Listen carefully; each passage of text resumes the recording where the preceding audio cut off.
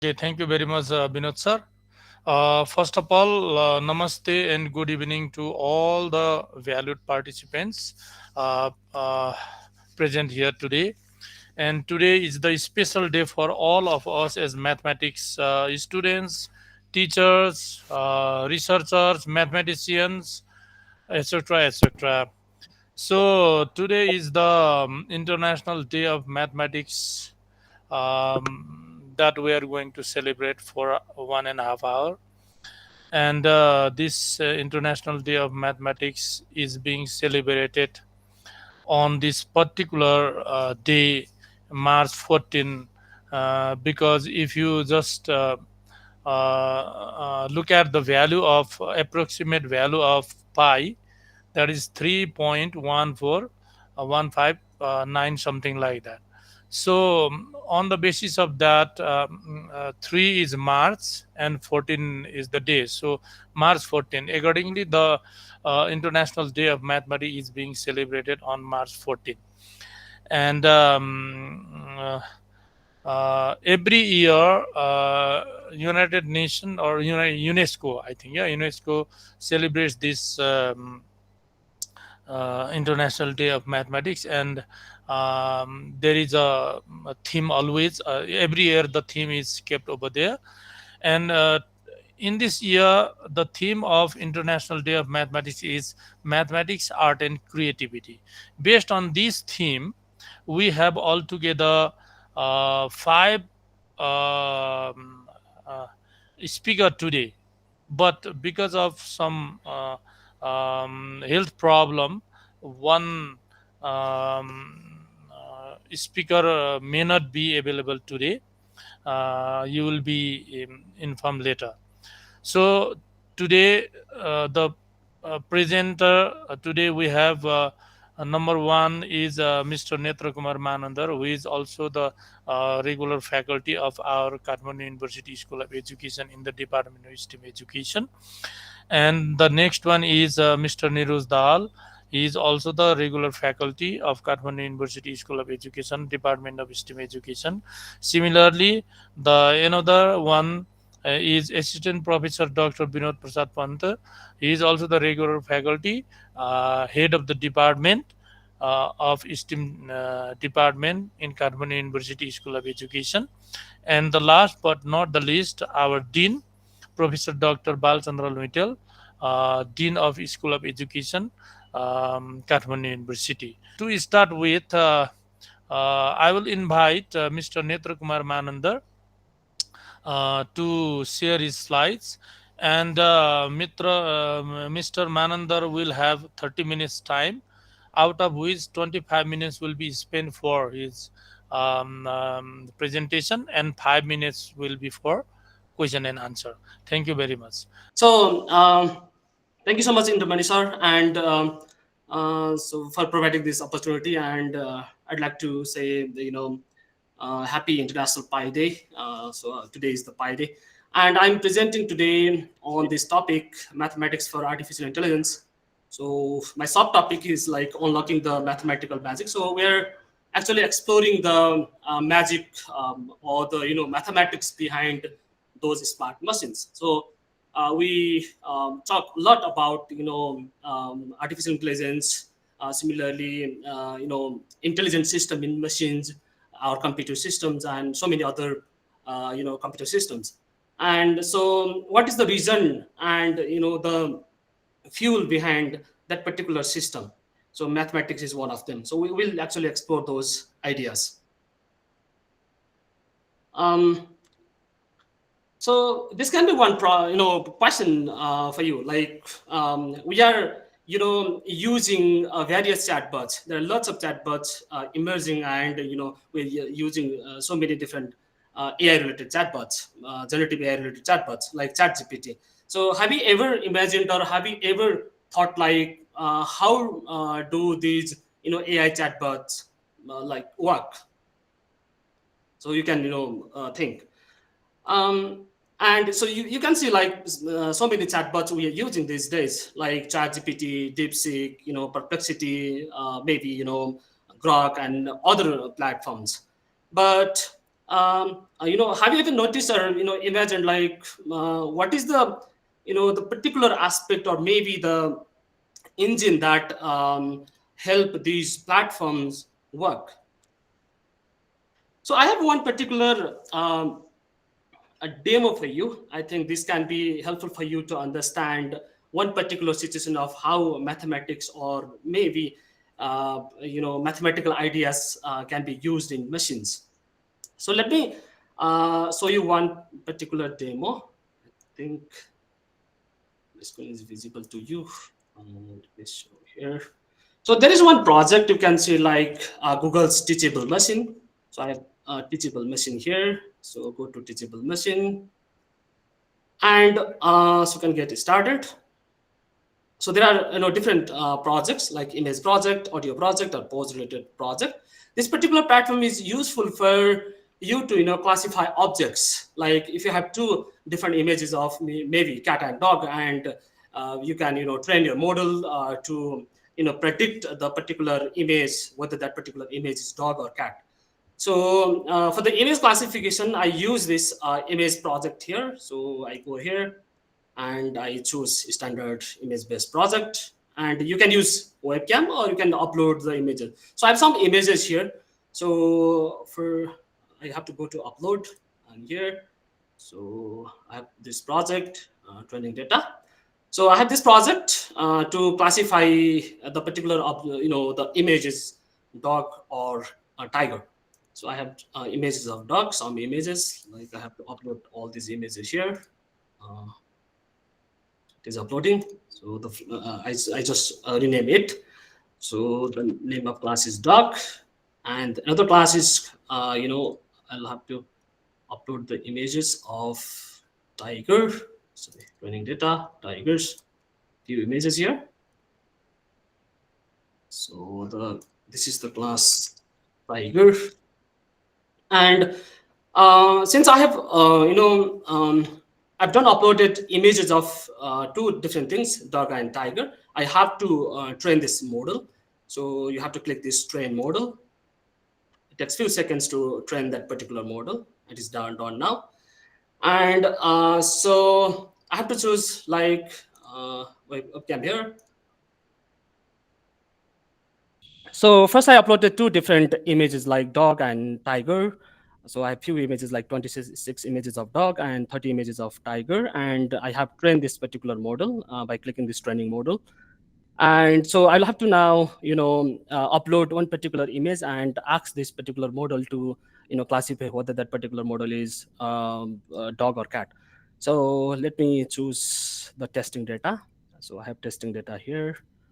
For example, I have this data, like for example this data, and let's see whether the model can classify this. And it now it can actually predict or classify that particular image is of tiger. You can see like this is 100% probability.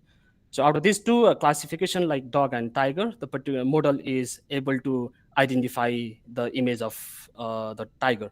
So let me choose another maybe data like this and see here. So again, this particular model is able to identify the image of this dog. So after these two different training data, it actually predicting or classifying so it is a problem of binary classification.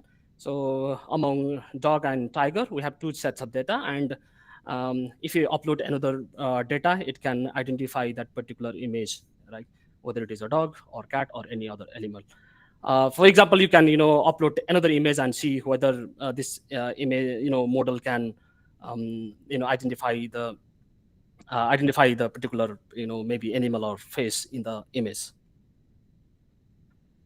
So I think you have seen one type of mathematics use here. You see the use of prediction, or we generally use maybe sometimes you know about this logistic regression or regression in a simple linear regression. So this particular the teachable machine related idea, or the platform uses regression model or logistic model to solve the problem of binary classification. And you see the number of mathematical operations in a modern AI systems, whether you talk about, robotics, whether you talk about computer vision, or you talk about maybe, chatbots or driverless vehicles, you see mathematics there, the use of mathematics there. So and it accesses the number of stars in our galaxy.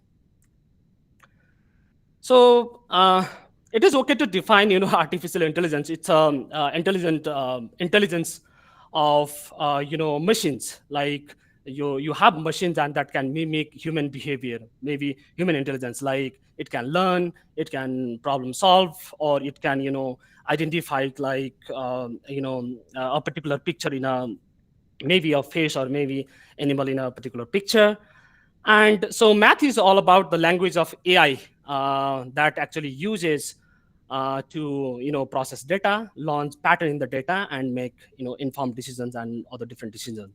And analogy here is that building artificial intelligence systems without math is like baking a pie without ingredients. It just don't work.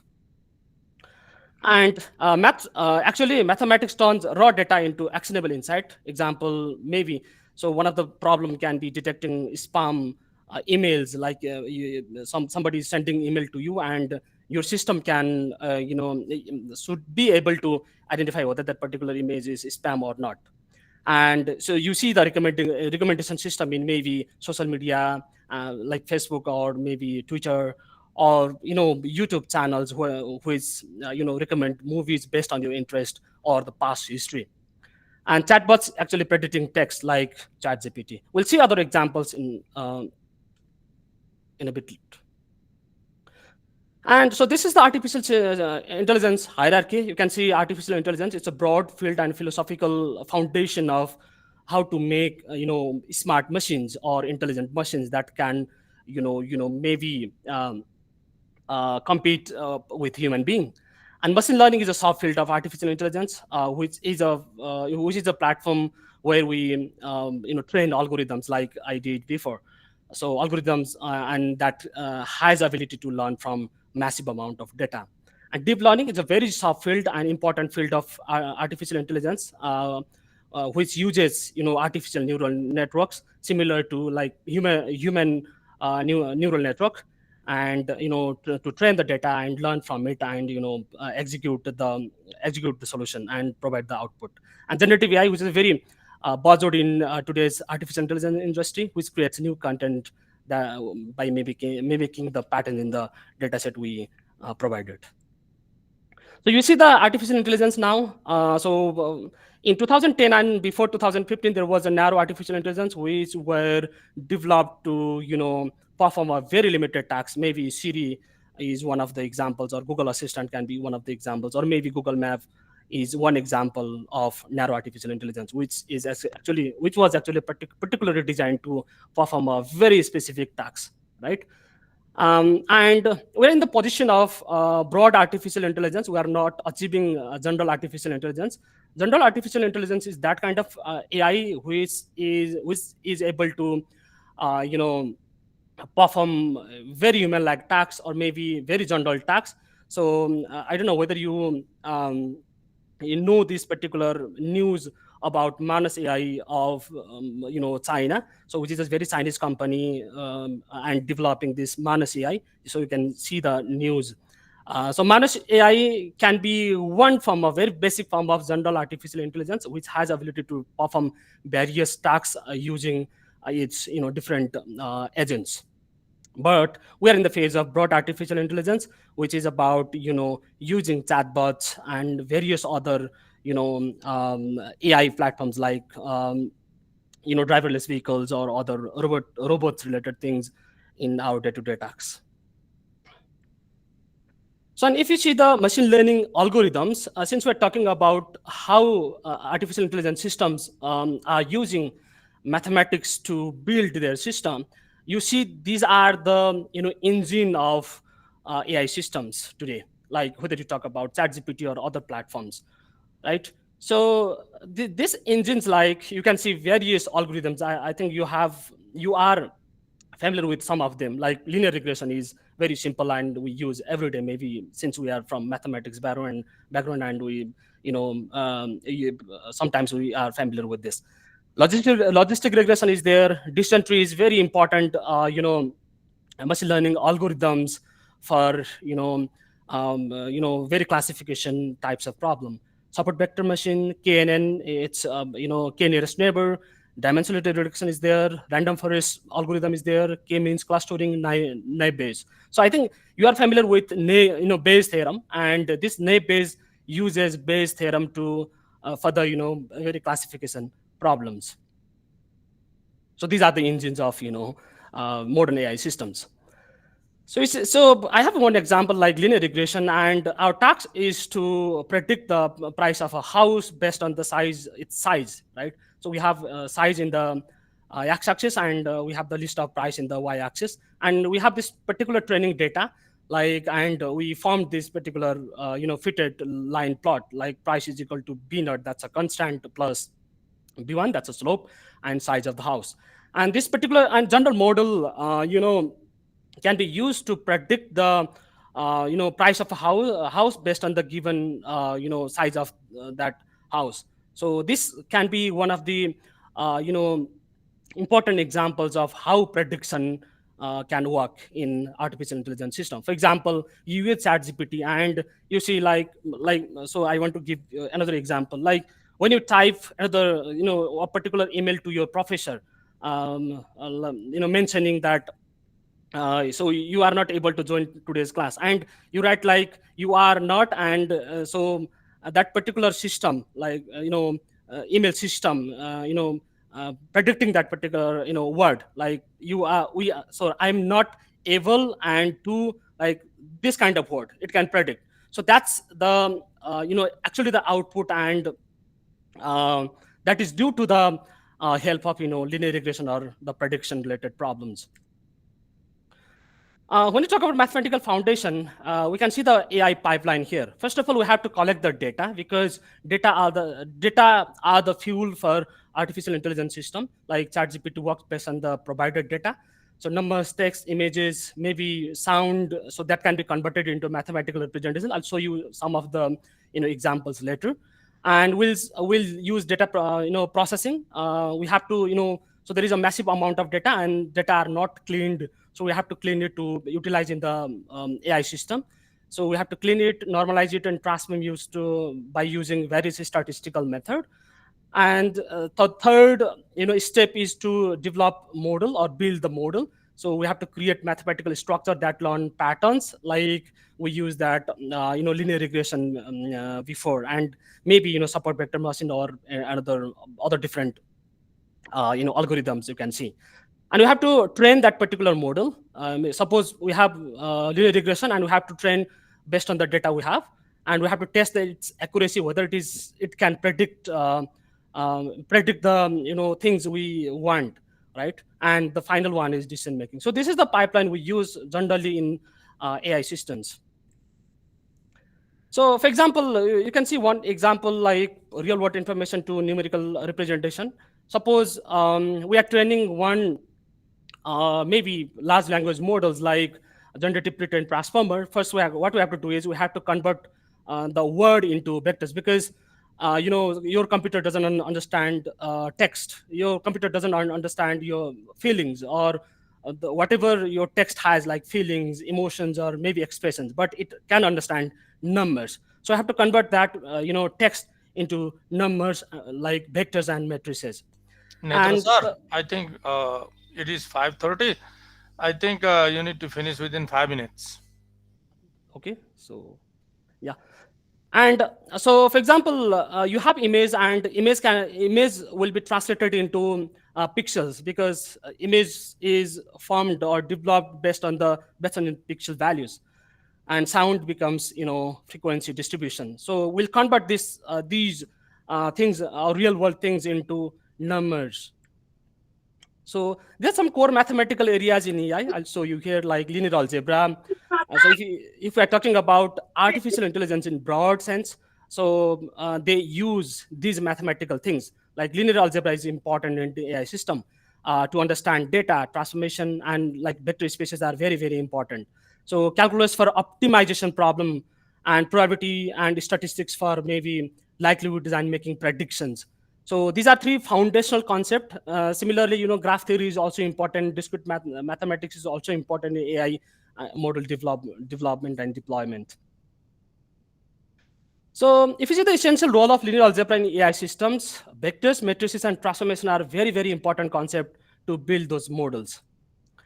If you see like vectors and matrices, that is called the language of the data in AI system. So vectors list of numbers, like we have to convert those numbers into list, and matrices will be used. So one example can be like Netflix recommendation or maybe YouTube recommendation, who is actually recommend you the movies or any videos based on your history, right? So this is one example to convert particular text data. So you have three different examples, like you created I enjoy flying, I like NLP, I like deep learning. These three examples. Now you have to convert these three examples into vector system or matrices. And you see like I have to write all the names here, like I like enjoy deep learning, NLP, flying, these kind of things, and same here. And you see from I to I, the prediction capacity is 0, because you see there is no I after I here. But if you see this like, after I there is two like I enjoy is there, but I like NLP, I like deep learning. So there are two different examples, and the value is 2. And you can see other examples, like from one word to another word, what is the the frequency of word happening in that particular examples, and AI learns based on this particular pattern. And this is the one example of matrices used in AI systems. So user probability and statistics is very important, because we are dealing with uncertainty, and so predicting like ChatGPT, giving output based on users' input. So that's the idea of predicting things. So and it's all about probability and statistics. So the role of probability and statistics in artificial intelligence, like inference making kind of things, prediction kind of tasks, maybe understanding uncertainty and enhancing effectiveness, we use probability and statistics. So one example can be logistic regression, and I use this particular model in that binary classification problem, like in teachable machine of Google. So this particular logistic regression predict the binary outcome based on your data provided to the system. And calculus, it is useful for model optimization, because we generally need optimized model which can perform better and provide output, best output by using very limited resources, right? So for that we need calculus, like derivative integration, those things that helps artificial intelligence system to optimize their capacity and work best on very limited resources. So some of the examples we can see, like computer vision these days, like your facial recognition camera. If you have your face installed in your mobile phone, it only unlocks your based on your face zone, but not others' face. So it uses like linear algebra, convolutional neural network concept, and optimization related concept to develop various computer vision related tasks. So you see these particular examples. So there is number 2, and this particular number 2 is converted into different matrices. Like you can see different N1 channels here, and similarly N2 channels and other things. And so this particular last thing is different color thing. This is a neural network actually, and this works based on the provided different neurons. Sorry, the input available here. And for the natural language processing, which is important aspect of artificial intelligence, which works by understanding the human language. It can understand humans input and understand the language, and it can generate like ChatGPT. When you provide the context, it can read it and provide the output based on that. So LMS such as ChatGPT use vector embeddings, probability, and attention mechanism to capture semantic relationship and predict the context. Similarly, in reinforcement learning, which learns from experience, like you see this example of DeepSeek, which is a very important example of the use of reinforcement learning, which actually learns from the past experiences or maybe trial and error kind of mechanism. And it uses like Markov decision process, probability, and optimization. So mathematics is used here. So you say one example, and which is a very familiar example like linear algebra. You can see these things. So like in linear algebra, words become vectors. So we'll convert that word into vectors, like in numbers based on the context it used in that training examples. And uses calculus to like gradient descent function is very important. You know aspect of machine learning and AI systems.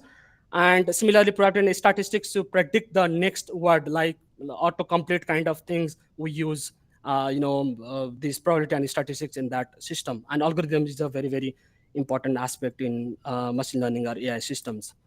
So I don't want to go here, but I have one video. Like this is a very 1 minute video, so you can watch this video and to see how large language models work. Is it audible? No, Is it audible? no. No, no. Yeah, yeah. Yes, sir. No, sir, no, no, no, no audible. So let me. Yes, sir. Um, so I have to share the tab. Not audible. Share again. I Audible, request sir, the audible. participants. I request the Audible. participants to be quiet. I will speak. Okay. Otherwise, if everybody speaks, then it becomes humble jumble. I think Okay, sir. it should be audible to you. Now, once again.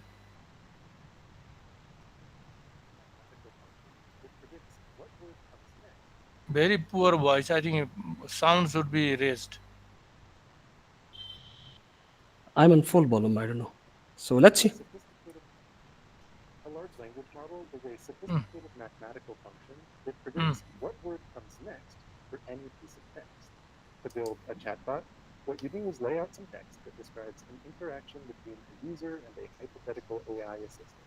You add on whatever the user types in as the first part of that interaction, and then you have the model repeatedly predict the next word that such a hypothetical AI assistant would say in response, and that's what's presented to the user. Instead of predicting one word with certainty, though, what it does is assign a probability of possible next words. In doing this, the output tends to look a lot more natural if you allow it to select less likely words along the way at random. So what this means is a given prompt typically gives a different answer each time it's run. Yeah. A large language model. So, and the conclusion is that behind every AI achievement today is elegant mathematics, and without mathematics, AI system can be built. So, thank you for the time and listening to me. If you have any particular questions, so I'd be happy to answer you. Yeah. Okay, thank you very much, Netra Kumar Manandar sir. Actually, he has spoken. I forgot to tell the title of his presentation in the previously.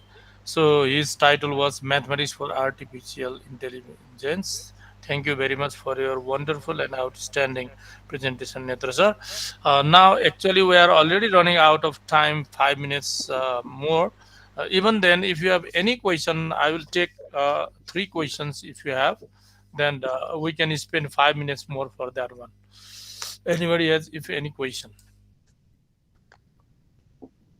Otherwise, I wish to I welcome Neeraj Dal sir to get ready uh, for the presentation, and Mr. Neeraj Dal, regular faculty of our Department of STEM Education. He will be presenting on the title Art in Mathematics. And your time is again 30 minutes, sir. And out of 30 minutes, I request you to spend 25 minutes for the presentation and 5 minutes for the question and answer. Okay, Kusum Rai has raised the question. Hand. Please, Kusum sir. Okay, thank you very much, sir. So, regarding this teachable machine, so how many classes can be made for that detecting, like our respected sir did before? Only by just creating two classes. Can you generate more than two classes for Yes, and yes. You can generate any number of classes you want. I don't know about infinity, but yeah, you can generate lots of classes. It so okay, works. thank you.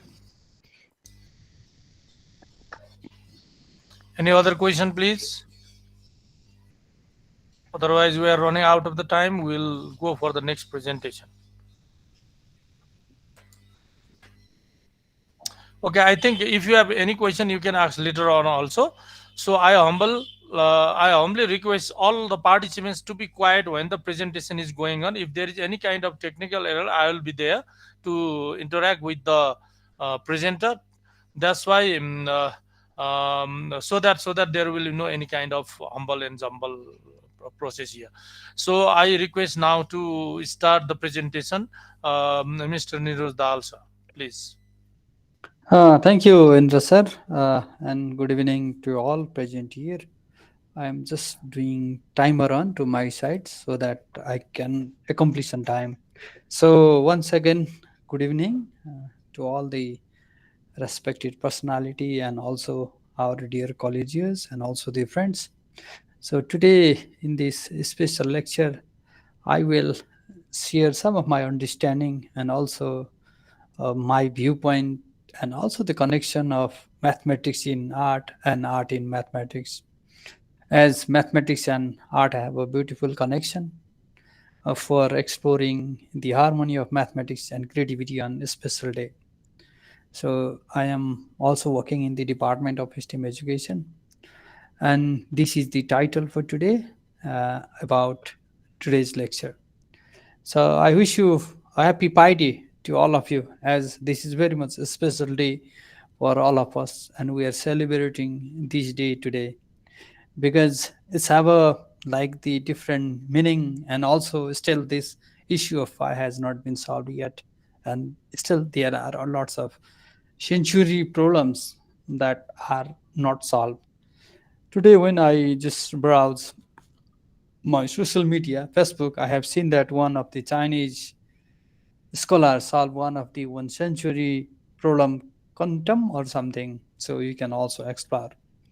So I just move forward. I have lots of figure today where I try my best to connect that together with this art, mathematics in art and art in mathematics. So to begin, I just initiate with one small video where you can see some of the connection associated with my sharing.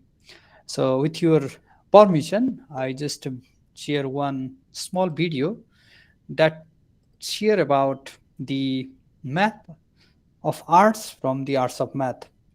So without due, so let me just share that special tab so that you can able to hear audio and also the sound together. So with this, let's begin.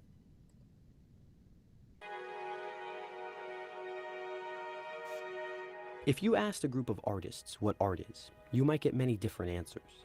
A form of expression, maybe a way of escaping from everyday life, possibly even a coping mechanism. But an answer you probably won't hear is math. Now, some of you may look at that idea and say, yeah, obviously, math and art are almost opposites. Why would I answer with that? But despite popular belief, I'm here to tell you that math and art are not only linked, but the same activity. Now, the idea of art being based in math isn't a new one by any means. Using trigonometry to develop perspective and scale dates all the way back to 1415, and combining oil paints together on the easel to create composite colors requires mathematical ratios, whether we're aware of it or not. And this argument also isn't exactly revolutionary. There's been a consensus about this among most artists for a while now, and you'd be hard-pressed to find one that denies the existence of math and art. But what I'm proposing goes many steps beyond that. I'm contending that all art is not only created through, but is only created through math, without exception. And if you're curious about how I could reach such a seemingly radical conclusion, then join me.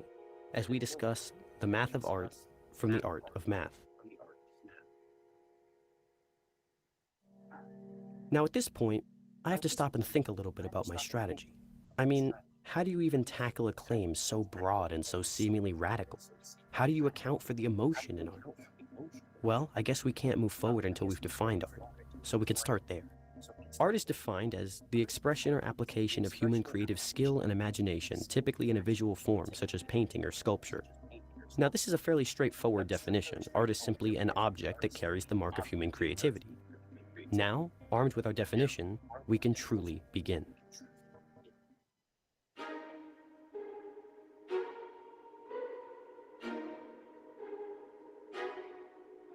To make things simpler, we'll be tackling realistic and abstract art separately. I'm going to begin with the realistic because the math can be made extremely apparent in realistic art. From still lifes to portraits, realistic art is a copy of reality. And all of our paints or watercolors or clay, they add nothing but permanence to a scene that already exists. We essentially become human printers. But not only printers, printers that print using math. Now, the first of two ways to approach this is from a geometric perspective. Traditional art is made up of nothing but complex geometry, and a good way to visualize this is to simplify that geometry with color blocking. Let's take the Mona Lisa as an example.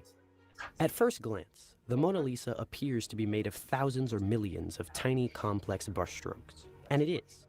But those details can be broken down into simpler and simpler geometric shapes, and it's no coincidence that these images begin to appear more and more mathematical, more cold, and more lifeless. And that's because simplifying the art helps to lift the veil and reveal the mechanics that were always there, but were harder to see before. So what am I getting at? Well, traditional art is nothing more than your mind's eye copying a real scene into small polygons and curves. And those shapes are able to masquerade as an image because there's too many to individually track. So our brains are forced into seeing the many shapes as one whole. The second way to approach art is through a grid, like pixels on a computer screen, which will inevitably have the same result. Too many dots to track, so they become one picture. Computers use this method to display images. Now, abstract art seems to present a problem at first, but on closer inspection, it's even more directly math-centric than the traditional approach. Total abstractions, like Jackson Pollock strip paintings, are quite literally the result of math-based physics doing its work on the paint through acceleration, gravity, cohesion, and surface tension. This isn't to say that Pollock didn't play a role in the art's creation, but the things he did with intention were done according to the geometry approach. Finally, an example of the category most modern art falls into is scribble art. Scribble art rides a balance between abstraction and concrete intention. Scribble art uses the math-based physics of surface tension to create randomness up close, but keeps enough control to create recognizable figures on a larger scale using the geometry approach from before. So there it is, artistic creation exposed as math in disguise. Paintings and sculptures are nothing more than polygons and dots. In other words, works of art are just very complex math equations by a different name.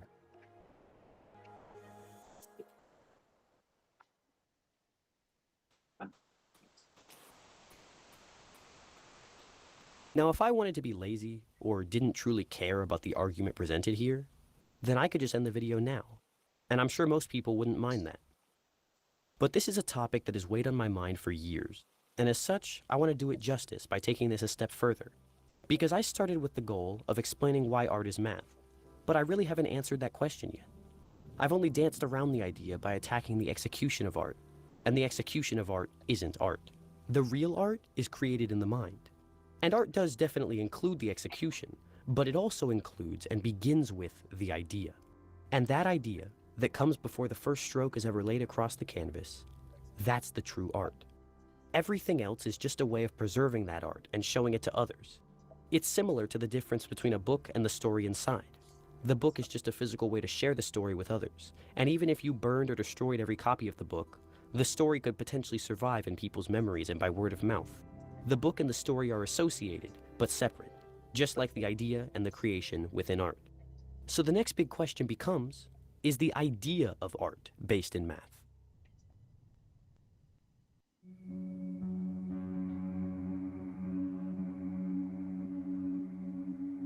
Some of the best art ever created is great not only because of the brushwork, but because of the ideas it communicates. Sadly, however, those ideas aren't original, because nothing is. The human brain has no potential to create a new idea, a new face, a new work of art. Everything that we feel is the result of chemicals reacting with other chemicals in response to our environment. Everything that we think is the result of neurons firing electrical signals to other neurons. Any pseudo-creative idea that we have is really just a Frankenstein of other previous ideas, mixed with exposure to nature, rearranged, and stitched together again. All we've done is shuffle the pieces. And in addition, nature is simply a complex combination of patterns and other practical math, so all ideas ultimately stem from math. Original thought doesn't exist, and it really doesn't need to exist either. Everything that humans do can be explained away without it. We run and think like very complex machines. The difference between us and our artificial counterparts is that we're complex enough that the seams of our intelligence aren't as visible. But those seams can be found.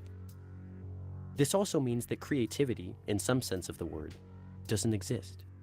After all, if art can be perfectly qualified using math and nature, then what is left for creativity to explain?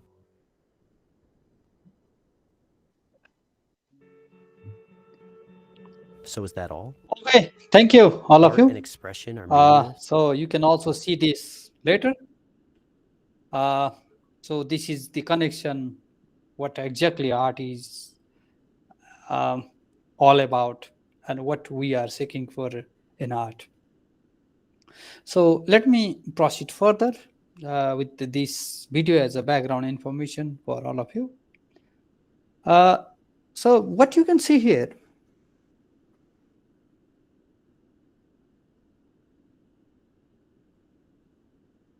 you can put in chat what you can see. A pattern. It's only pattern. It's like an illusion. It's like moving illusion. The picture is also moving. Okay, perfect. So actually, this is also what we call is somewhat illusion. What you can see here.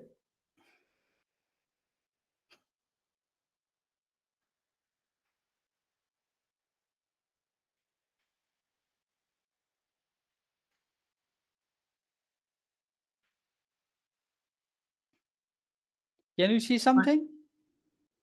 You can put in chat. Okay. Art of line illusion. Okay. This also somewhat illusion.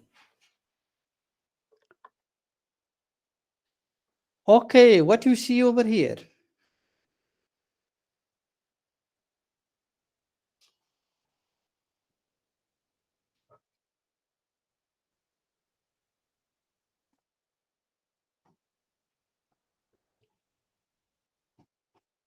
Tessellation, okay. Geometry. Okay, so with this, there is a certain relationship between math and art. So as you have seen in the previous short video, that also reflected the power of math and also the power of art. So they have different form and different versions, and they have interrelationship. Exactly, the art is the reflection of the math. So with this viewpoint, I just want to share some of the historical perspective over here. So see,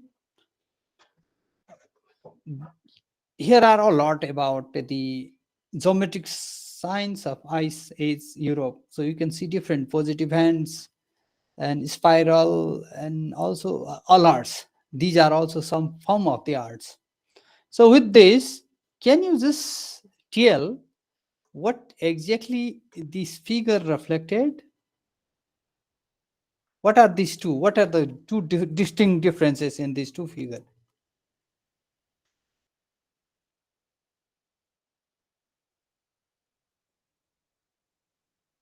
One of you may unmute and share, because this is all about the art and math?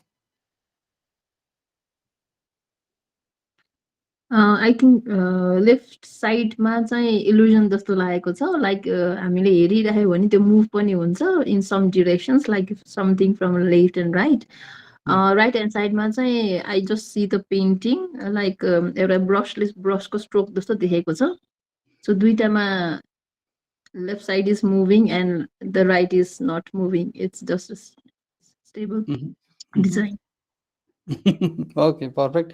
So here one response: combination of art and math, regular and irregular object. Okay, simply not limiting to that. This is beyond the uh, uh, the just connection. This reflected somewhat the cave type of painting. It goes beyond, and this reflected the simply painting. So with this, I just want to take you a little further about the different composition. So here, so can you just see the combination of this? What type of figure are these all?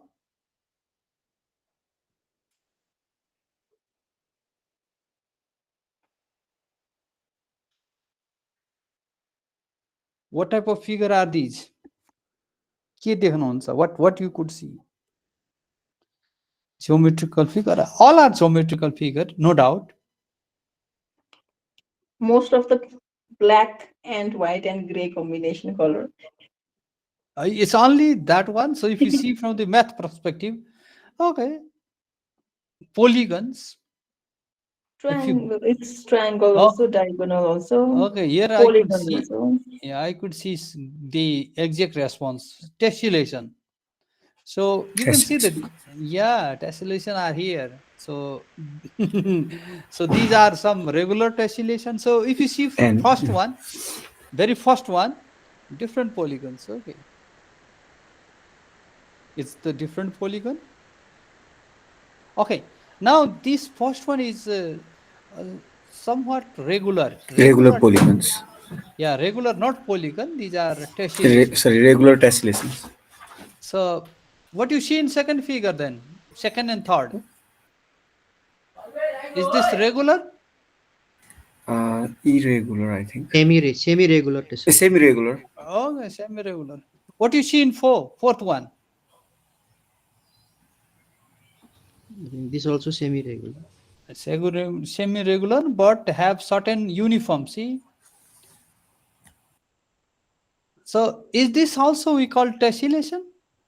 Can you call this? Third one? Fourth one? That's also tessellation. So what about last one? That's also tessellation, but triangles, hexagonal shape, circle, combination of triangle, hexagon, circle, etc. are there. So It's a semi-regular tessellation. okay, which one? Last one? The last one. Last one, yes, sir. Okay, it's have a different union. You can see here are different. So its name is like 5 uniform tessellation with only two vortex type it shows. Okay, so what is this?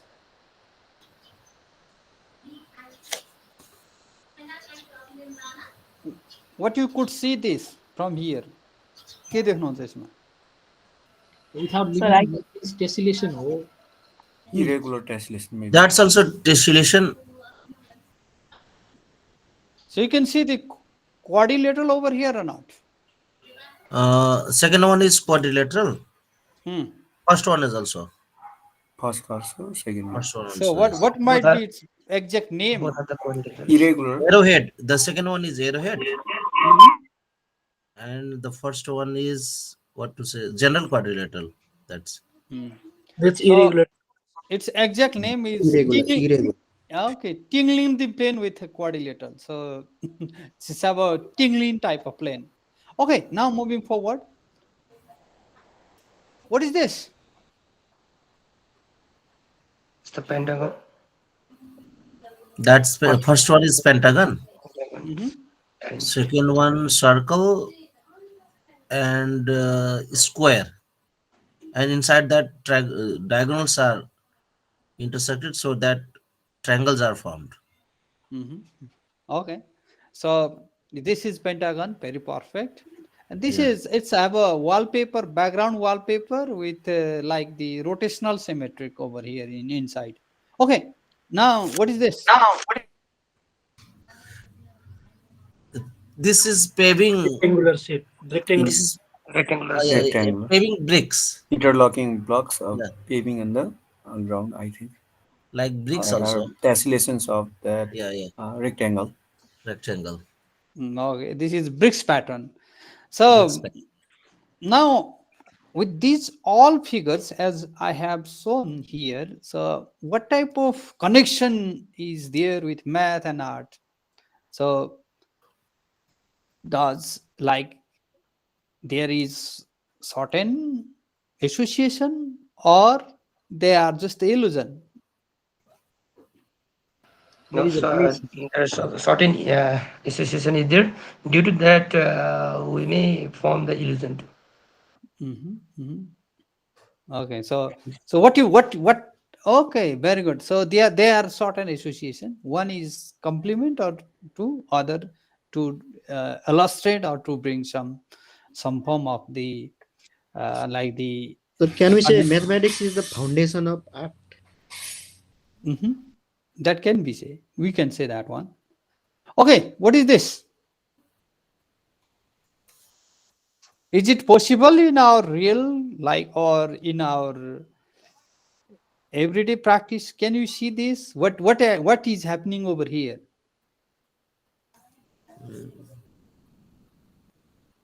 I think this is a Like a, building with a different types of paint, sir. Painting in the building. People are what walking the pedestrian. Maybe water image, like a water image is it of water course. image? Okay, Uh, okay. So, I think no In geometrical shapes ancient, are erased properly, so ours are miss. I think so. in I Some can ancient see figures this. building, are we can see possible to such. see. okay, okay. So if you just name this figure, what type of name might be here? Which name best fit over here? What name best fit over here? Irregular What displays. to say? Can Irregular. That's irregular. Irregular. Okay, actually, this is melting building where the figure reflected the melting building.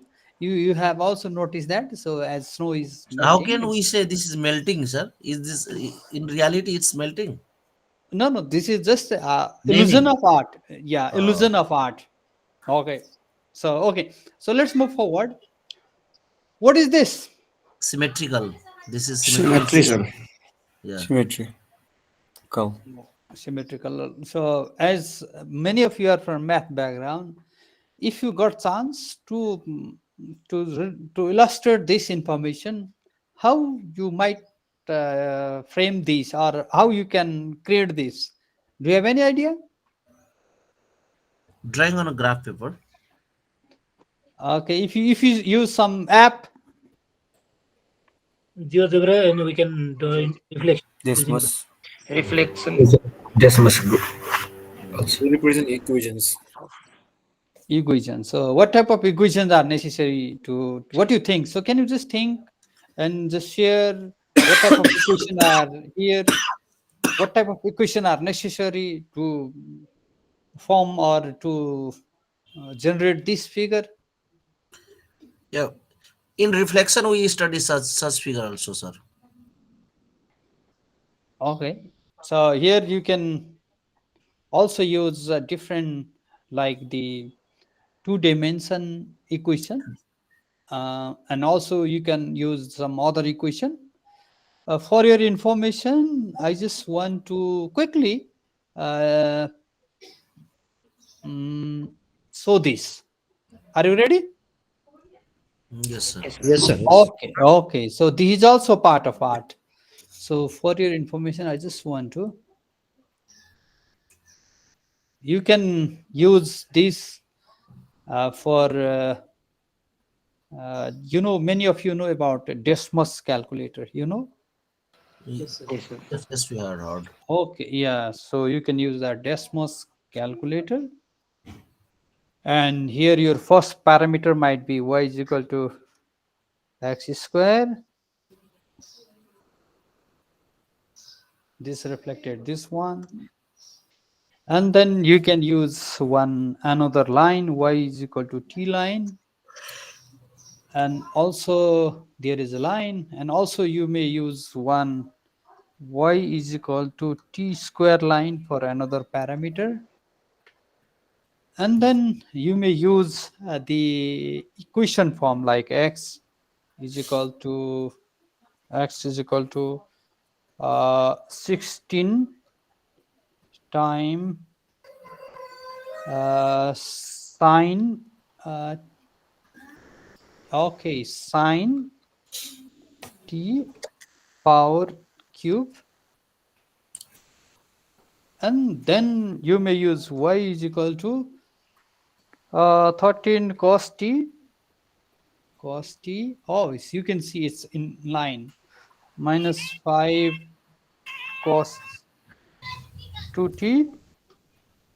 I will send this slide. So 2 cos 3t minus 4 cos 4t, and it's diffracted this one. Now you just need to limit this t value, where t value is from 0 to t is 0 to 360 degree. Okay.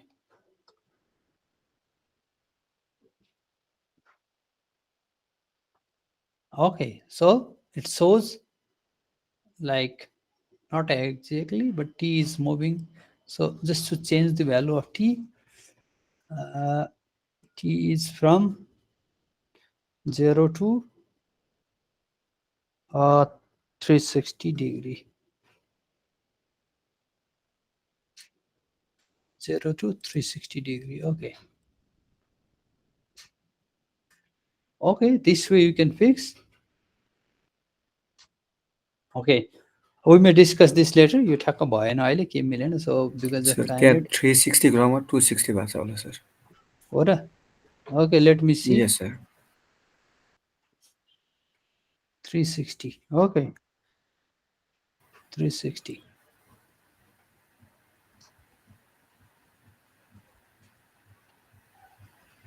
Okay, yeah, so sorry for this. So let me move ahead. Now see, there are a lot of association between this math along with the art. So here, do you just think how can you just generate this one? What we call for this? Fibonacci series. Fibonacci spiral. So it's all about certain number. When you insert the number, like 1, 1, 2, 3, 5, 8, that way it reflected that one. So this have also connection. So proofs without word. So you have seen this one. Have you ever seen this figure?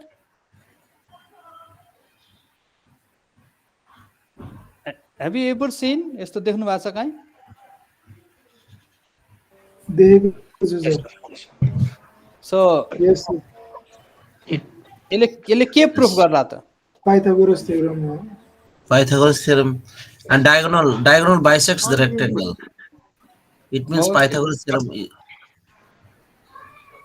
Okay, thank you. So have you ever seen this? Yes, area of triangle. Area of triangle. Yeah, yes. Okay, perfect. So what is this? Pythagoras This is theorem. also the Pythagoras theorem for representation model 3. Okay, so if so, can you just write in the chat about the association between mathematics and art.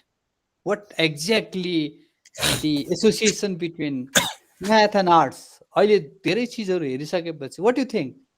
के लाग्यो? So can you just put in chat?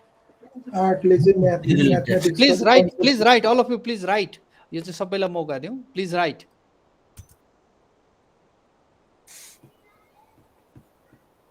Can you write in chat? Yes, sir.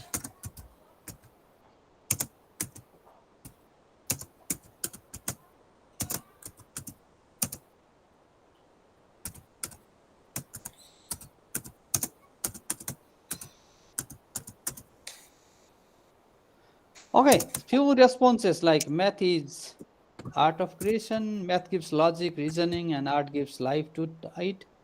Mathematics and art are an internal relation. Okay, math is an art. Math and arts are closely related to each other. Okay, thank you all of you. So in a whole, math is not just a equation, but it's a canvas waiting for your creativity. So these are some of the innovation or the some of the like the creation by the different mathematician or the arts. But we as educators and also the art is waiting for all of us for some creativity and innovation. So with this message, I just want to stop here. Thank you so much for your responses and also being active in overall process. So thank you. Over to Indra sir.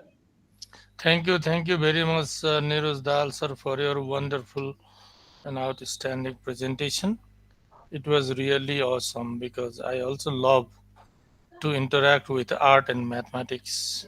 Art is not only what we actually present in the canvas, but it is also ways of knowing, ways of thinking, and ways of creating, and ways of critical thinking also. So thank you very much for your wonderful presentation once again. And if you have any question, please, we have only 2 minutes time. If you have any question, please. I think most of you interacted with Nirudal sir as well. Even then, if you have question, please.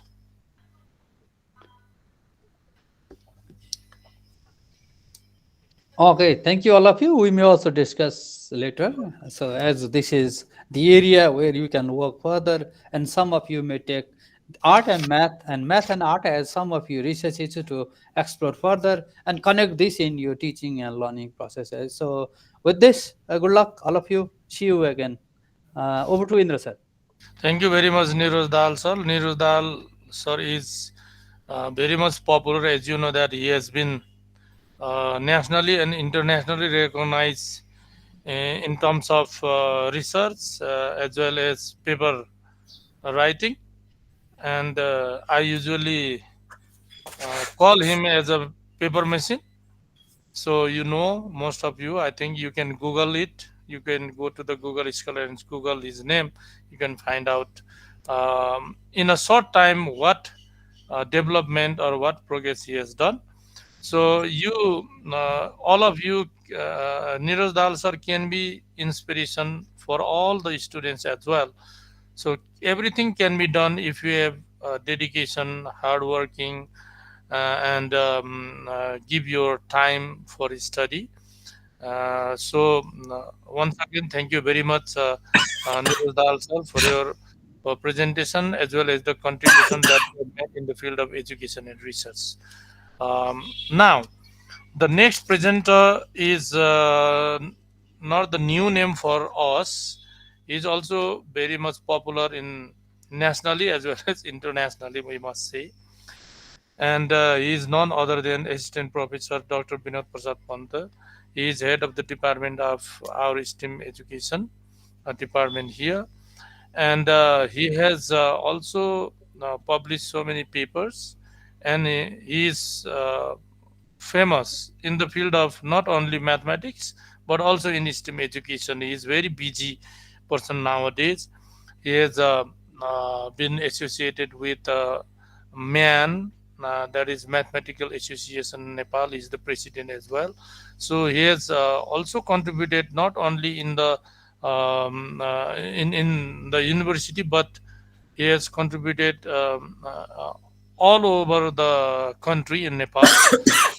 So we are very lucky to have him as our head as well as our mentor. So thank you very much, Binod sir, being our mentor as well as head of the department.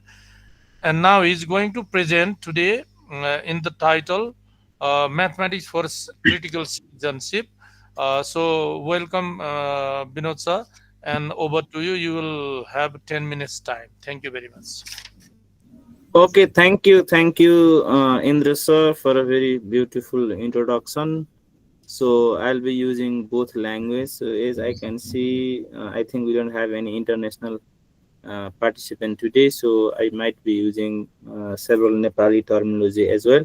So, but Indra sir has given me only 10 minutes. He provided other two previous speaker 30 minutes. So I have a very limited time. However, so I'll be sharing because these are a bit more theoretical in terms of idea. So happy Pi Day, happy International Day of Mathematics. The title is Mathematics for Critical Citizenship. So this is me, Binod. So at first, Indra sir, am I audible? I think everything is fine. Yes, sir. Yes, sir. You are Please. audible. Yes. Okay. So this is a bit more theoretical. Please bear with me because I can see that many of you are, almost all of you are our graduates, and some of you, I think all of you have already completed masters. Some of you are doing MPhil, some of you are doing masters. At least you all have undergraduate degree. So on this today, let me share a few things about this critical citizenship and how this mathematics is related to critical citizenship. So before going into the several examples from the field of mathematics, we can see, so what does it mean to be a critical citizen? So the one, this fundamental aspect for fostering critical citizenship is involving in questioning, involving in reasoning, and then contributing in social responsibility. So we need to think whether our current mathematics give enough space for us to involve in questioning, reasoning, and take some social responsibility.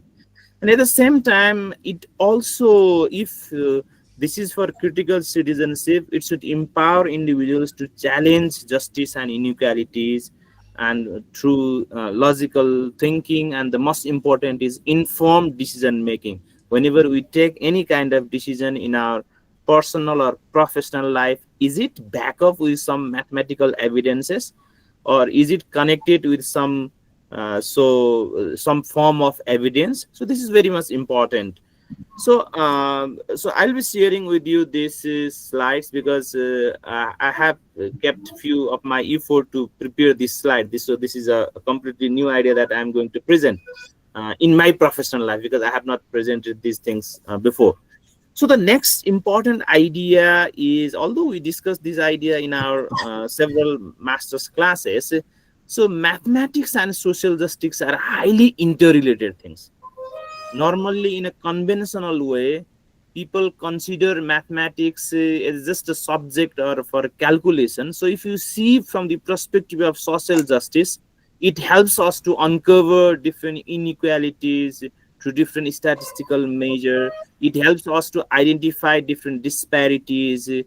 So I think unmute आफैले गर्नुहोस् न, त्यहाँ अलिकति disturbance आछ ब्याकग्राउन्डमा। को हुनुहुन्छ? मैले साथीहरूलाई ऊ पनि बनाएको छु, होस्ट पनि बनाएको छु, तपाईँले पनि गर्न सक्नुहुन्छ।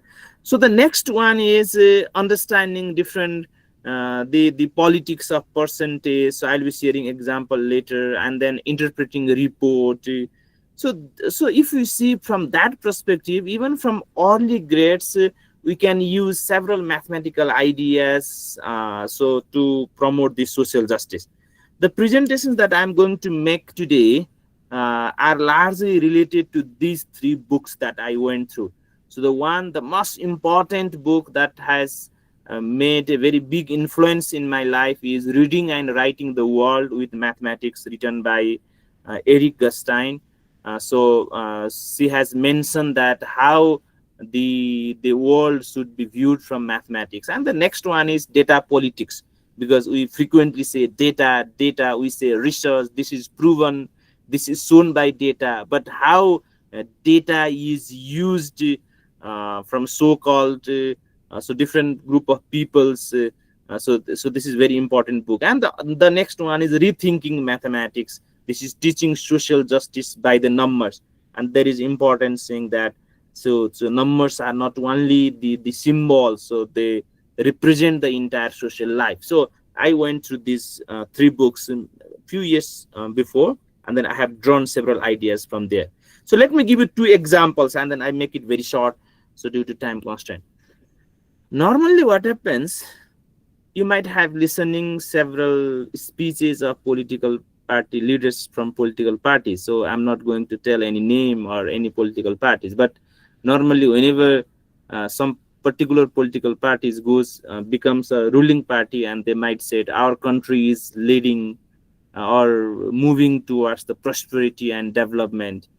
And then if you see from the mathematical perspective, so can you analyze what does that mean? What does prosperity mean? What does development mean? Can you see some of the evidence from employment and unemployment rate analysis, or average income and purchasing power, and what is the GDP growth and income distributions? Similarly, the rate of inflation and the cost of living. And we say that infrastructure has been development, but is it a fact or is it a myth? Is that the entire infrastructure is for the people, or that is completely taken through the loan, and then so that might make our country many years back? So rather than looking from the naked eye that the infrastructure is being very good. So, and similarly, what is the depth and foreign aid dependence? So because whenever I went through several books of this critical math educations, they have clearly focused that we have to develop such kind of citizens where they see the evidence, where they see the things from different perspective, and then mathematics only can do this. And if you teach mathematics from that perspective, and then people cannot mislead us. Similarly, I have another example.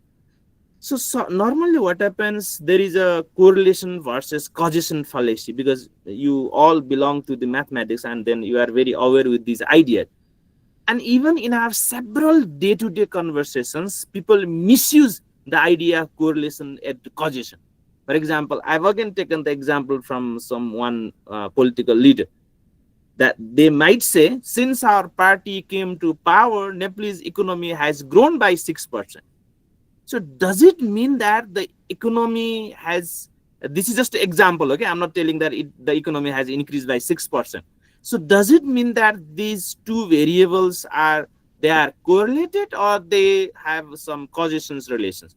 So it does not mean that when two things happen together, so one caused the another.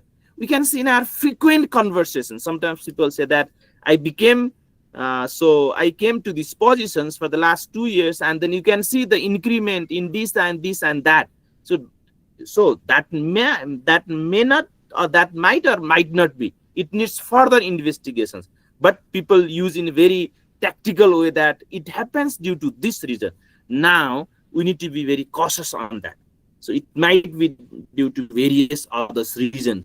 So what I'm giving this particular example, these generic peoples are misinformed due to such kind of statement. So due to such kind of conversations, everyday conversations, I'm not so blaming some particular political parties, but I'm blaming in our everyday conversations how we use particular evidences to convince people. But that is not in fact evidence, but we consider that as evidence.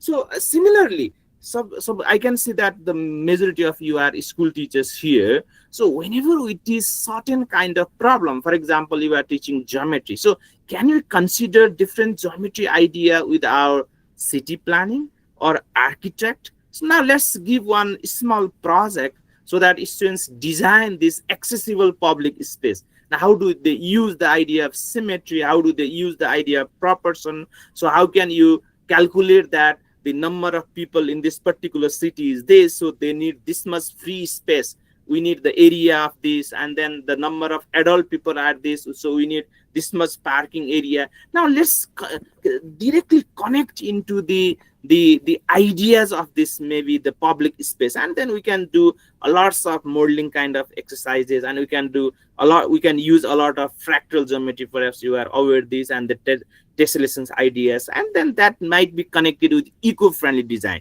So is it eco-friendly, or we are just borrowing things so in the name of so-called modern development? So my focus is here, we should not only stick on different kind of geometrical ideas, and we need to directly connect with our everyday actions. That is what we call this critical human citizenship. So similarly, if you go to this another, I'm just bringing a few examples as a food for thought, because we have been teaching algebra from early grades 4, 5, 6 and to the higher level. But if you see this, because the Netra sir also has shared some of the examples from AI perspective, so can we bring, so are you bringing this different real life examples in our algebra class? So now let's do one climate actions project by using this maybe linear equations or some other forms of equations. So now let's engage students into the real world problem, such as let's predict this carbon emissions using linear equations. Let's connect, so what does that carbon emission means, and then how can we predict it, so how can we minimize it, or how can we make a best use of this. So the renewable energy and efficiency, because sometimes what happens, the people talk in a very narrative way, these kind of things, but it needs evidence, mathematical evidence. But the people that we are teaching mathematics, we are taking just a very dead data, such as now let's take an example and then let's calculate it without connecting with this kind of authentic issues. So if we bring such kind of authentic issue and students develop mathematical reasoning understanding, and at the same time they see the world from mathematical so lenses. And similarly, because the our today's this year's we have this art, mathematics, art and creativity, and there are several literatures that if we connect this mathematics with arts, then creativity can be fostered. So let me repeat this statement again. So to foster creativity, so mathematics has to be connected with arts. So mathematics has not to be taught as a very, let's say, the finished product. That is what we call, so this is what we all have to understand in the same way. So this is what it is absolutely true everywhere. So if we consider this as an object, finished object, so the creativity doesn't come. So if we consider this as a evolving body of knowledge, and there will be enough opportunity to foster creativity. So this is very, very important, how we present our mathematical ideas so in the class or while having discourse. So the next one is, so I'm towards the end, because so this talk is only for 10 minutes. I think I have already passed 10 minutes. So the next is mathematics for critical thinking.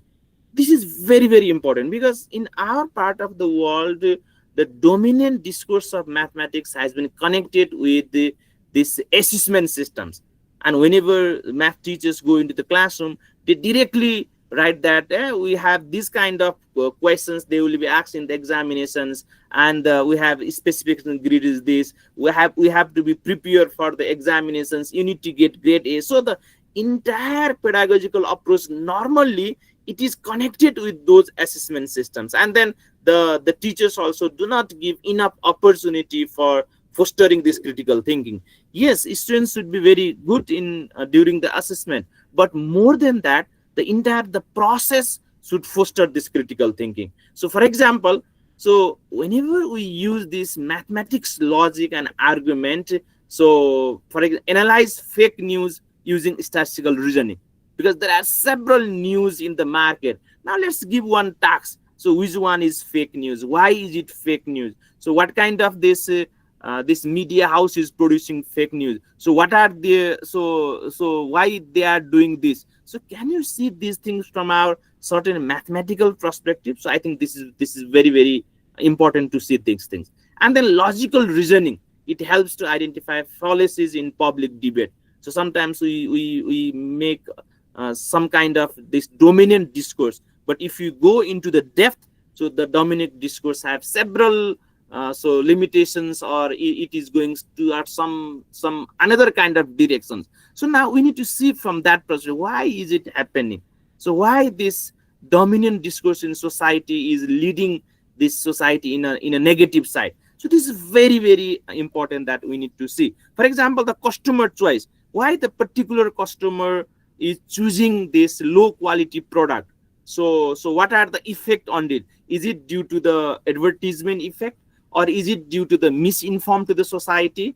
And then, so what is the volume of money they are so spending in the advertisement? So let's see from that perspective. So हामी भन्छौँ नि बच्चाले कुरकुरे खायो, बच्चाले चाउचाउ खायो भनेर. And see, I have been giving several examples. तपाईको मकै खानुपर्छ भनेर त टिभीमा कसैले विज्ञापन आउँदैन नि त.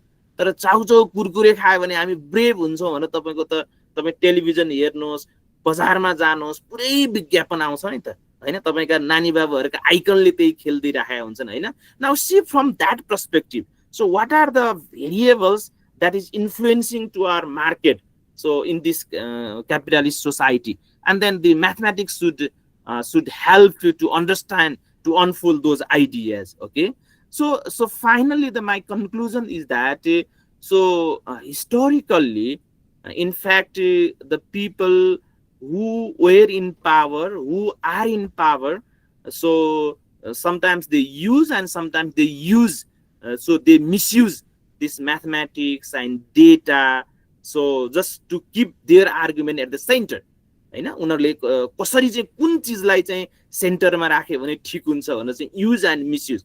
Now our school mathematics, and even at some point university mathematics, so it should be taught in such a way that so it should help to produce responsible and critical citizenship. And for that we need to integrate our real world issues. किन यस्तो भइराखेको छ, यसलाई कसरी हेर्ने त, हाम्रो average तपाईको इन्कम कति छ हाम्रो सोसाइटीमा, त्यसले मन्थली तपाईको चाहिँ एउटा त्यो कतिको कन्ट्रिब्युट गर्छ, किन त्यो भइराखेको छ. So we should not teach this kind of things in a very dead problem. So let's bring the real life issue and then teach mathematics from that real life issue. For that, inquiry based learning is very much helpful. So there are several saying that mathematics is a tool for social change, it is for justice, and it is for creativity, and let's use that mathematics as a tool. And so finally there is one very famous saying, mathematics is not just a set of numbers or set of patterns, so it is a language for the world. So what kind of language do you want to establish into the world, or what kind of discourse do you want to bring in our society? So mathematics plays a very important role. So we need to connect mathematics from that way rather than simply doing and identify, so getting the correct answers. So this is how I said. So I don't know whether you made it. मैले भन्न खोजेको मेरो sense तपाईले कतिको बुझ्नुभयो भने थाहा छैन. So this is my all argument in this auspicious day of International Day of Mathematics. I think I crossed 10 minutes. मैले क्रस गरे होला, बरु इन्द्र सरले मलाई स्टप गर्नु भएन. Thank you for that. So Indra sir, over to you. So if there is any questions or if you want to contribute in discussions, you can add. Thank you very much for your outstanding presentation, Vinod sir. It was the presentation a little different than the previous one, in the sense that you have talked about the critical citizenship. Yes, if we are able to produce our students as a critical citizen, then they can logically, rationally think differently, so that they can find out, they can go for the creativity, something like that. So thank you very much. Now we can spend some time for question and answer. If you have any question, please, from the participants. Sir, हजुरको यो presentation सुनिसके पछाडि मैले चाहिँ के सोचेँ भन्दा, हामी नेपालीमा as a whole नेपालीमा चाहिँ म्याथमेटिकल सेन्स चाहिँ अत्यन्तै कम भएको हो भन्ने मलाई लाग्यो. तपाईलाई नि यस्तै लाग्छ? Okay.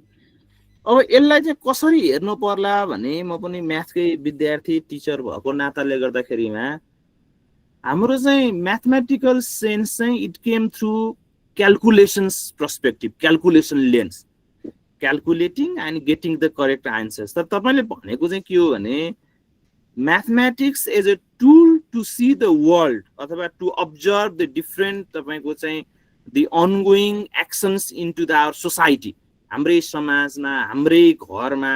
जस्तो मैले त मेरो स्टडी नै यसैमा गरेँ। जस्तो सानो एउटा इक्जाम्पल हामी भन्छौँ नि, जस्तो अलि विनोद विज्ञजीले कस्तो राम्रो प्रश्न उठाउनु भयो।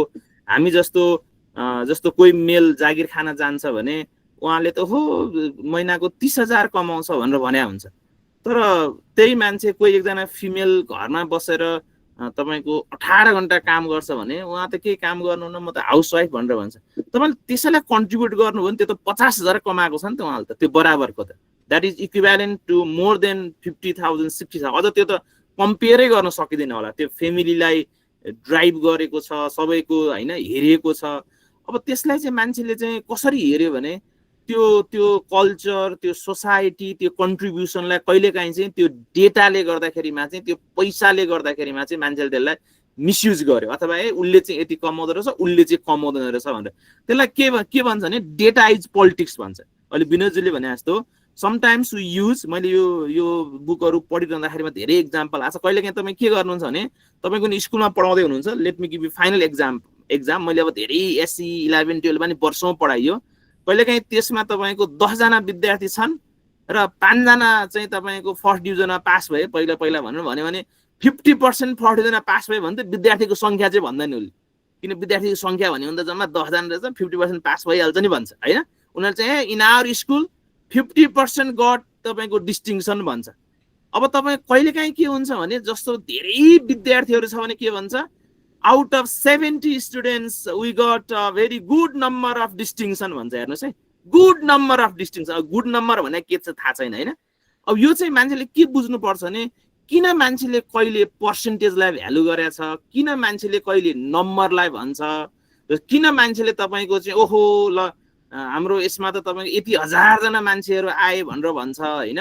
सो त्यो चाहिँ तपाईँको चाहिँ एउटा पब्लिकलाई कहिलेकाहीँ चाहिँ यसले मिसलिड गरिरहेको हुन्छ। त्यो त एउटा सामान्य एउटा नम्बर सेन्सको कुरा हो। अनि हामी कहिलेकाहीँ के भन्छौँ भने त्यो त रिसर्चबाट आएको भन्छौँ। अधिकांश अहिले क्यापिटलिजममा मार्केटमा रिसर्च चाहिँ फन्डेड रिसर्च पनि हुन थालेको छ। ठुला संस्थाहरूले फन्ड गर्ने, जस्तो मानव तपाईँको चाहिँ ल सरी यो रेकर्डिङ पनि छ, मैले कुनै मल्टिनेसनल कम्पनीको त्यो भन्न खोजेँ होइन। तर तपाईँको चाहिँ ल है अब के अरे यो हर्लिक्स खायो भने चाहिँ ठुलो हुन्छ अरे भनेर तपाईँको चाहिँ पुरै तपाईँको चाहिँ रिसर्च नै गरेको एउटा रिसर्चको टिमले भनेर आइदिन्छ होइन। अनि बच्चाले तपाईँको चाहिँ घरमा भएको दुध बेचेर अनि उसले हर्लिक्स किन्न तरी जान्छ होइन। अब त्यस्ता चिजहरू चाहिँ अब किन त्यसो भइराखेको छ भने त्यसको त मल्टिनेसनल कम्पनी छ, करोडौँ कमाउँछ, उनीहरूले एभ्रिडे विज्ञापन दिन सक्छन्।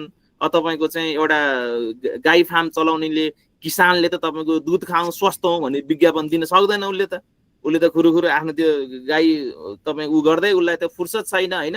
अनि त्यो चाहिँ अर्कैले तपाईँको चाहिँ सोसाइटी अर्कै हुन्छ। म धेरै मेरो क्लासमा इक्जाम्पल दिने गर्छु। हाम्रो नानी बाबुहरू मुभी हेर्न जाँदाखेरिमा 200-300 तिर तपाईँको पपकर्न खाएर सेल्फी खिचेर हान्छन् होइन। अब तपाईँको चाहिँ किन हान्छ त भन्दाखेरिमा तपाईँको ओहो पपकर्न खायो, त्यसपछि कोक खायो 200 मा, घरमा मोही खाएको दही खाएको त कसैले हान्दैन। अब त्यसलाई चाहिँ मान्छेले कसरी लिनु पर्यो भने त्योसँग पैसा जोड्यो, सोसाइटीले त्यो नै राम्रो भन्यो, त्यसलाई म्याथमेटिकल्ली हेर्नु पर्यो। त्यसमा बिजनेस जोडिया छ, त्यसमा एडभर्टाइजमेन्ट जोडिया छ, त्यहाँ कति पर्छ त त्यो एउटा पपकर्नलाई तपाईँको चाहिँ साँच्चीकै त्यो यति मकै फुलाउन कति पर्छ, त्यो 20 रुपियाँ पर्छ कि त्यसलाई 200 मा बेचेको छ कि होइन। त्यो कसरी त्यस्तो भइरहेको छ, त्यो पनि आफै हेल्दी हो कि होइन। अब तपाईँले क्लासमा पढाउँदाखेरि त्यस्ता इक्जाम्पल लिएर आएर पढाउनु पर्यो क्या, के हुन्छ त त्यो। त्यसमा प्रफिट एन्ड लस सिकाउनु पर्यो, त्यसमा रेसियो एन्ड प्रपोर्सन सिकाउनु पर्यो, त्यसमा तपाईँको हेल्थका टिचरसँग जोडेर कति पैसा खर्च हुन्छ भनेर सिकाउनु पर्यो। त्यो भयो भने मात्र हाम्रो नानी बाबुहरू चाहिँ क्रिटिकल हुन्छन्, नत्र भने they will be slaves of तपाईँको this market. Let me use this word, they will be slaves of market. त मार्केटको चाहिँ तपाईँको चाहिँ उनीहरू चाहिँ दास हुन्छन्। त्यो मार्केटको दास नहुनको लागि चाहिँ हामीले पढाउने म्याथमेटिक्सलाई चाहिँ रियल वर्ल्डका इस्यु लिएर आएर सिकाउनु पर्यो।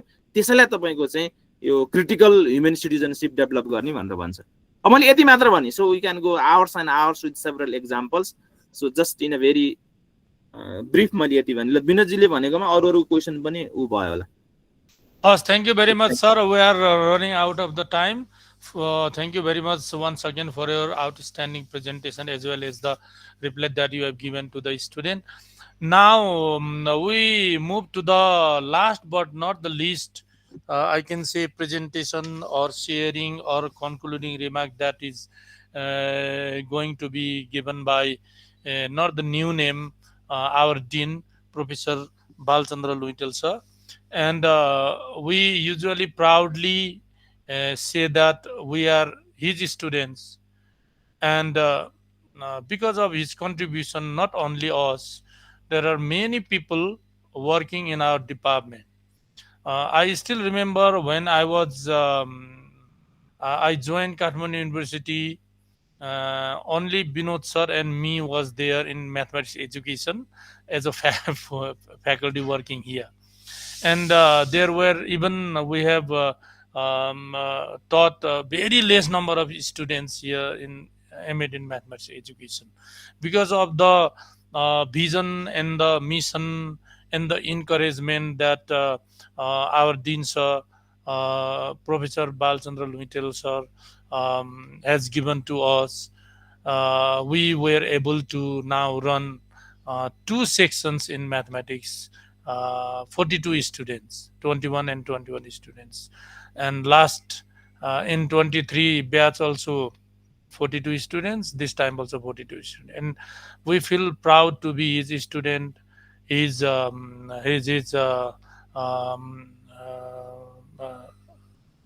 teacher, sorry, his co-teacher as well. We work together as well, and not only in our department, because of his leadership, what I have found is that he is the only person I have ever found that he never try to get the credit what he has done, but he mobilize other persons, other people who has their capacity according to their capacity, and promote others.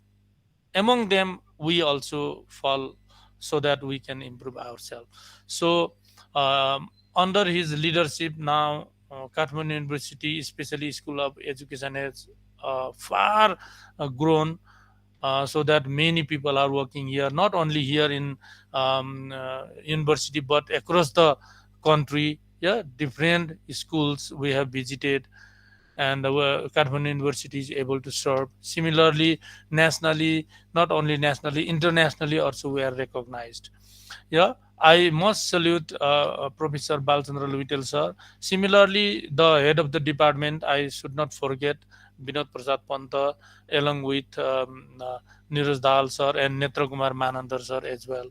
We are working hard, try to make happy to our students, so that we can provide the quality education in Kathmandu University. So I humbly request Professor Balchandra Luitel sir to give his concluding remark on this International Day of Mathematics.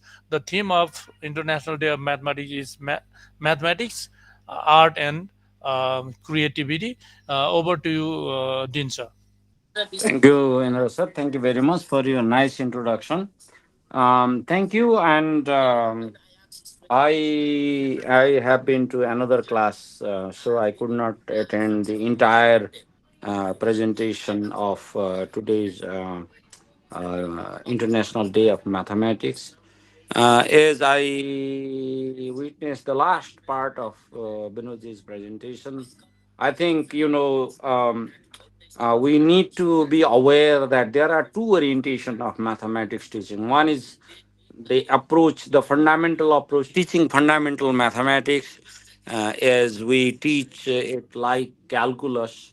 The other approach is more like discrete mathematics approach or data-driven mathematics approach, mathematics teaching approach. So, unfortunately, the latter part, which is about mathematical thinking, which is about critical math education, which is about mathematics. We may call it applied mathematics, but it is more than applied mathematics. we have not been able to introduce in schools actually. We have introduced some project works, some sort of fragmentary aspects of this discrete approach to discrete mathematics, mathematics education. So in that, for example, we might use locally available data. It's not just material but data.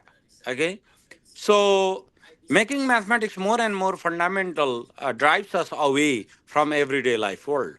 And recent research in Nature shows that in India, students outside of classroom they present mathematics, they perform mathematics in a way that is almost perfect like a perfect mathematician.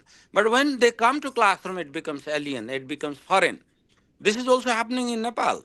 So we focus more on algorithm. We focus more on fundamental ideas. That may be okay for 10% students, but for 90% students, we need to deal with mathematics as a thinking sort of subject rather than doing algorithmic subject.